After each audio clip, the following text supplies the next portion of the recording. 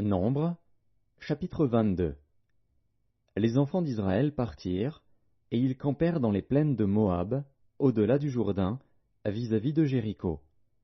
Balak, fils de Tsippor, vit tout ce qu'Israël avait fait aux Amoréens. Et Moab fut très effrayé en face d'un peuple aussi nombreux, il fut saisi de terreur en face des enfants d'Israël. Moab dit aux anciens de Madian: Cette multitude va dévorer tout ce qui nous entoure, comme le bœuf broute la verdure des champs. Balak, fils de Tsippor, était alors roi de Moab.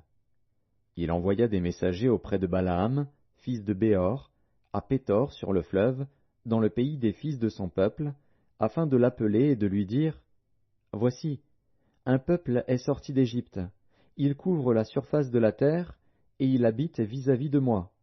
Viens, je te prie, maudis-moi ce peuple, car il est plus puissant que moi.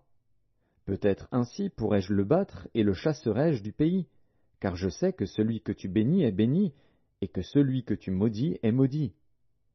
Les anciens de Moab et les anciens de Madian partirent, ayant avec eux des présents pour le devin.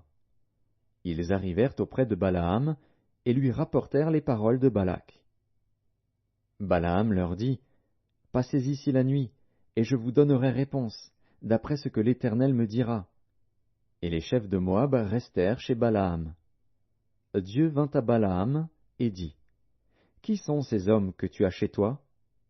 Balaam répondit à Dieu: Balak, fils de Tsippor, roi de Moab, les a envoyés pour me dire: Voici, un peuple est sorti d'Égypte, et il couvre la surface de la terre.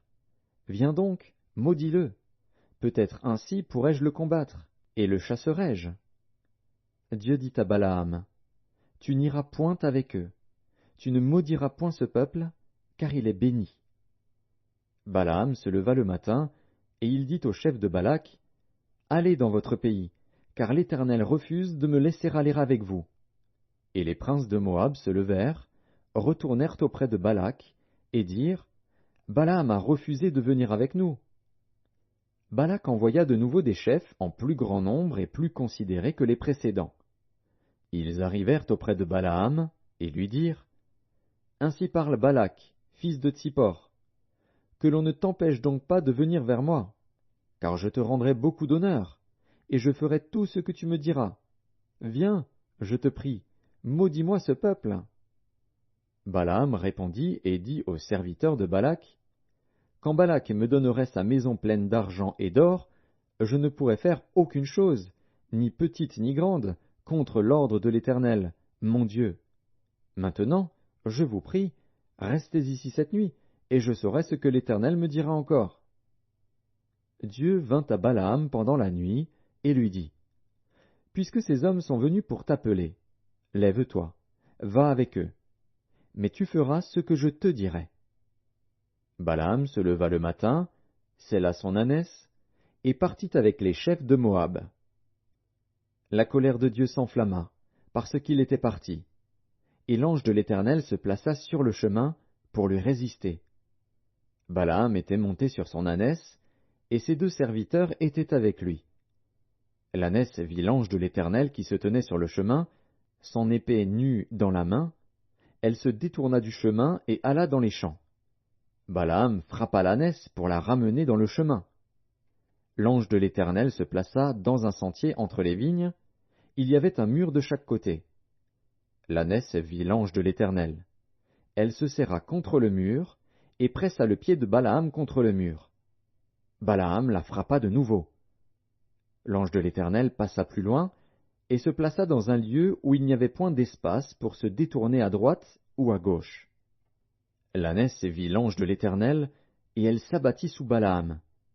La colère de Balaam s'enflamma, et il frappa l'ânesse avec un bâton. L'Éternel ouvrit la bouche de l'ânesse, et elle dit à Balaam: Que t'ai-je fait, pour que tu m'aies frappé déjà 3 fois? Balaam répondit à l'ânesse: C'est parce que tu t'es moqué de moi. Si j'avais une épée dans la main, je te tuerais à l'instant.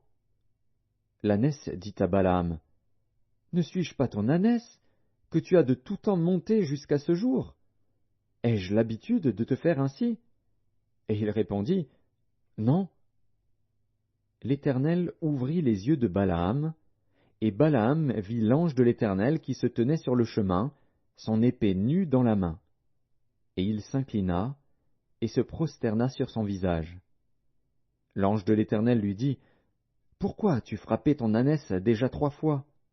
Voici, je suis sorti pour te résister, car c'est un chemin de perdition qui est devant moi.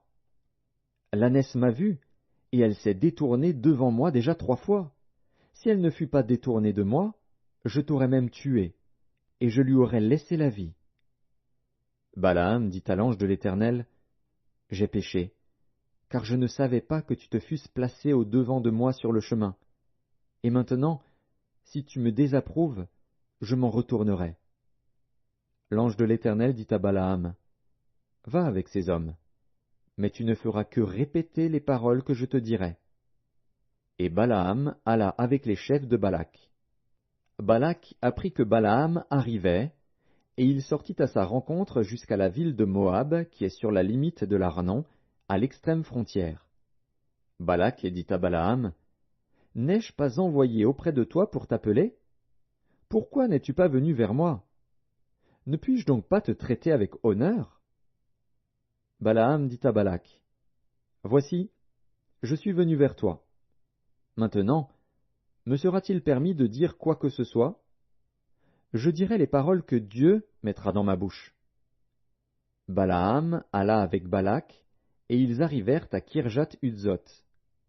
Balak sacrifia des bœufs et des brebis, et il en envoya à Balaam et aux chefs qui étaient avec lui. Le matin, Balak prit Balaam et le fit monter à Bamoth-Baal, d'où Balaam vit une partie du peuple.